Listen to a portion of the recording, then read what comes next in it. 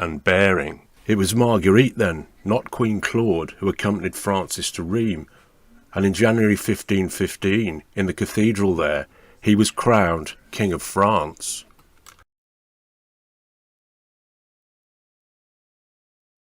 In June that year, Francis was off over the Alps to that flashpoint that we've covered in previous episodes, with an all-powerful army to reclaim the Duchy of Milan. He spectacularly defeated a papal army of Swiss mercenaries and followed that up by giving the Pope a bloody stiff talking to, and so renegotiated the terms of his kingdom's relationship with the papacy. They confirmed the agreement in the Concordat of Bologna, sealed in 1516. In a significant submission by the Pope, Francis was permitted to appoint his own senior clergy. Yes, the Pope could reject his submission and Francis would have to find a substitution, but the substitution was of Francis's choice, and Francis's choice only. It was Marguerite, however, who was the real driving force behind the reform movement in France. To a large extent, she founded it.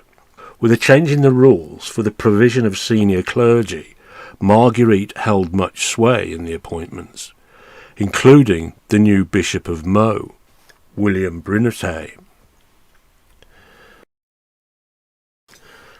One of Marguerite's literary works was a collection of short stories which were compiled into a book called the Heptameron.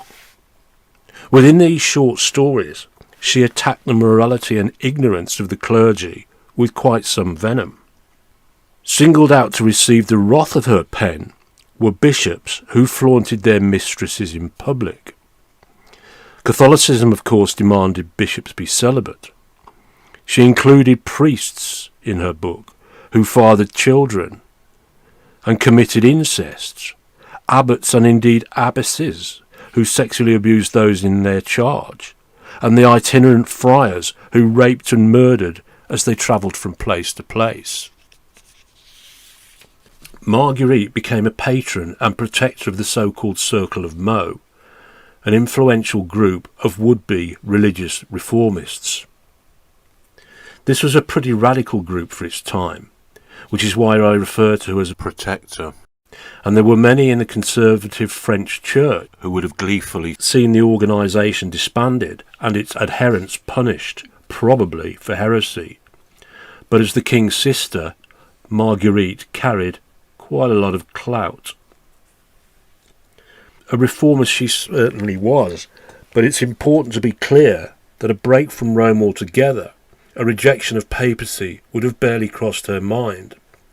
Indeed, it probably never did cross her mind. She had precious little respect for the Italian families who all too often provided a pope for Christendom. But a French separation from the papacy never ever made it onto her agenda.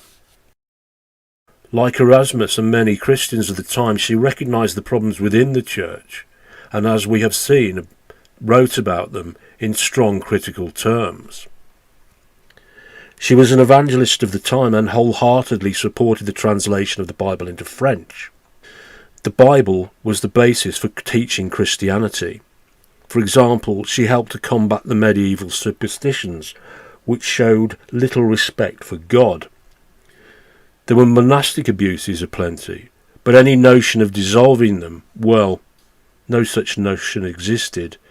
They needed reforming, but reforming from within.